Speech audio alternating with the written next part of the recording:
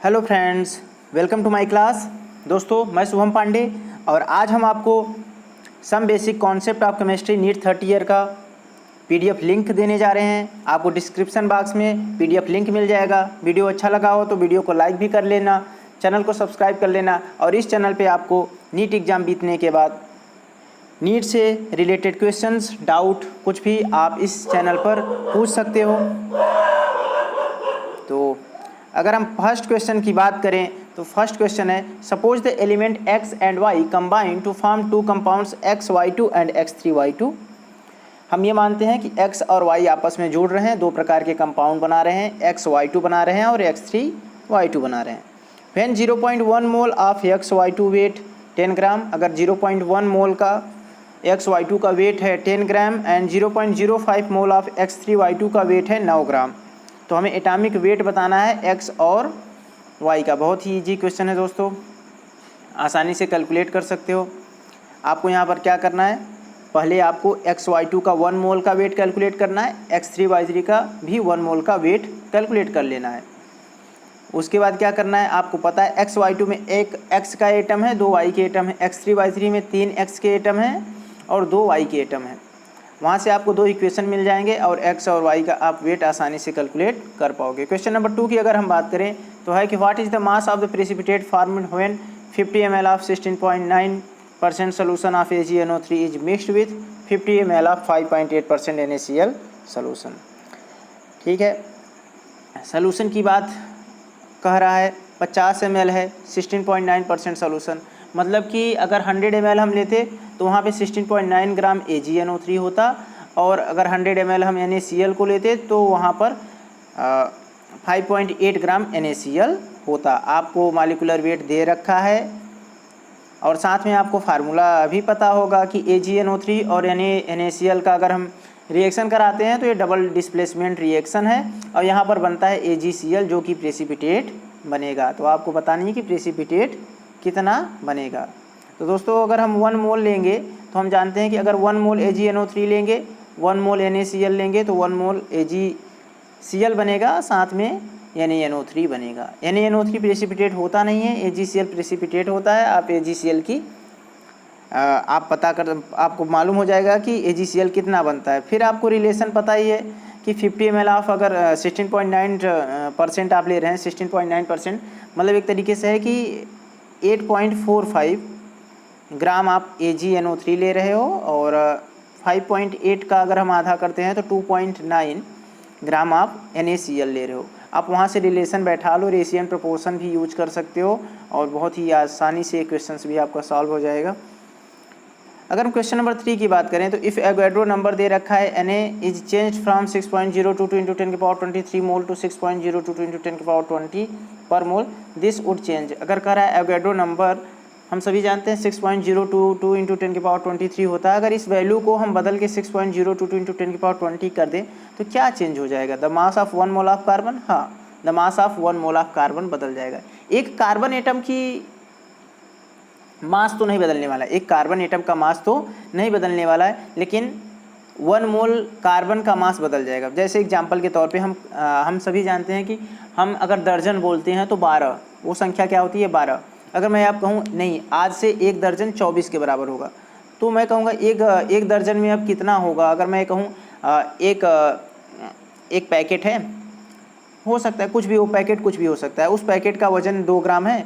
अगर मैं कहता 1 दर्जन का वजन कितना होगा तो कहोगे 12 इंटू 2 24 ग्राम। अगर मैं कहता कि अब से दर्जन कितना होगा? 24 के बराबर होगा, तब कहते कि 24 इंटू 2 मतलब 48। हाँ, तो उससे मास बदल जाएगा, 1 मोल का मास तो बदल जाएगा। अगर हम 1 मोल की वैल्यू ही बदल देंगे तो 1 मोल का मास बदल जाएगा। तो ऑप्शन यही सही होना चाहिए। फिर the ratio of chemical species to each other in a balanced equation से मोल से कोई लेना देना नहीं है।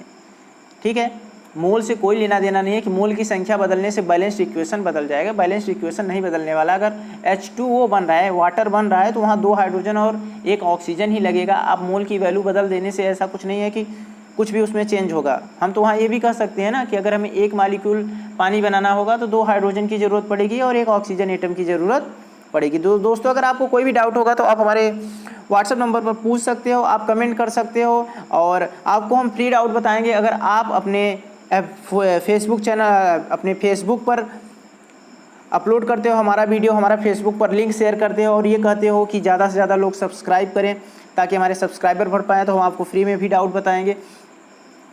अब हम देखते हैं हमारा क्वेश्चन नंबर 4 है कि the number of water molecule is maximum. इसमें पूछ रहा है कि वाटर मालिक्यूल मैक्सिमम किस में होगा, 1.8 gram of water, 18 gram of water, 18 mole of water या 18 मालिक्यूल ऑफ वाटर। दोस्तों सभी जानते हो 18 मोल ऑफ वाटर ही, क्यों? क्योंकि एक मोल का वेट तो 18 ग्राम ही होता है। 1.8 ग्राम वाटर ये कम है, 18 ग्राम ऑफ वाटर उससे ज़्यादा है, 18 मोल उससे भी ज़्यादा है और 18 मालिक्यूल ये तो सबसे कम है। ठीक है, तो ऑप्शन सी करेक्ट आंसर होगा। फिर है the mixture of gases contain H2 and O2 gases in ratio 1:4 weight by weight. करा what is the molar ratio of the two gases in the mixture. मतलब हाइड्रोजन और oxygen का दे रखा है आपको, वेट बाई वेट रेशियो दे रखा है कि 1 ग्राम अगर हाइड्रोजन है तो 4 ग्राम ऑक्सीजन है, इनका मोलर रेशियो बताओ। तो मोल निकालने के लिए आपको क्या करना पड़ेगा, इनके मोलर मास से डिवाइड करना पड़ेगा। ठीक है, तो मतलब हाइड्रोजन है तो 1/2 करोगे, ऑक्सीजन है तो 4/32 करोगे। ठीक है, क्योंकि H2 और O2 दे रखा है और वहाँ से जो रेशियो आता है वही हमारा मोलर रेशियो होगा। बहुत ही आसान क्वेश्चन है। क्वेश्चन नंबर 6 है कि equal masses of H2, O2 and methane have been taken in a container of volume V at a temperature 27 degree Celsius in identical condition. The ratio of the volume of the gases H2, O2, methane would be. Equal masses दे रखा है, H2 का है, O2 का है और methane का है कंटेनर में, और वॉल्यूम V है, टेम्परेचर 27 डिग्री सेल्सियस है, आइडेंटिकल कंडीशन है। करा the ratio of volume of H2, O2 and methane क्या होगा, वॉल्यूम क्या होगा, वॉल्यूम का उनका रेशियो क्या होगा। मास है, आप मोल निकाल लो, जिस हिसाब से मोल का रेशियो होगा उसी तरह से वॉल्यूम का रेशियो होगा। तो बहुत ही आसान क्वेश्चंस हैं दोस्तों, कहीं भी दिक्कत होगा आप क्वेश्चंस पूछ सकते हो। आपका ये लिंक डिस्क्रिप्शन बॉक्स में मिल जाएगा, आपको यहाँ पे क्वेश्चंस भी हैं और साथ में आपके सॉल्यूशंस भी हैं, आपके क्वेश्चंस भी हैं। तो PDF आप डाउनलोड कर सकते हैं और साथ में सॉल्यूशन भी है। बहुत ही इजी क्वेश्चंस पूछे जाते हैं दोस्तों। आपको फिजिकल केमिस्ट्री में केवल आप फार्मूला और कॉन्सेप्ट क्लियर कर पा रहे हो, मोल कॉन्सेप्ट को क्लियर कर पा रहे हो तो बड़ी ही आसानी से क्वेश्चंस आप सॉल्व कर सकते हो। जैसे अभी आप देखो 25 है, volume of CO2 obtained by the complete decomposition of 9.85 gram of BaCO3। BaCO3 टूटेगा तो BaO बनेगा, साथ में CO2 गैस निकलेगा। तो कह रहा है 9.85 ग्राम में कितने CO2 गैस निकलेगा। पहले आप मोल कैलकुलेट कर लो कि 9.85 ग्राम से BaCO3 कितना होगा। जब आपको ये पता चल गया तो आपको पता ही है कि 1 मोल 22.4 लीटर के बराबर होता है, 22.4 लीटर के बराबर होता है। तो BaCO3 का जितना मोल होगा, मोल वैल्यू आएगी 9.85 divided by molar mass of BaCO3 into 22.4, multiply करो, जो आंसर आता है वही हमारा आंसर होगा। बहुत ही आसान क्वेश्चंस पूछे जाते हैं।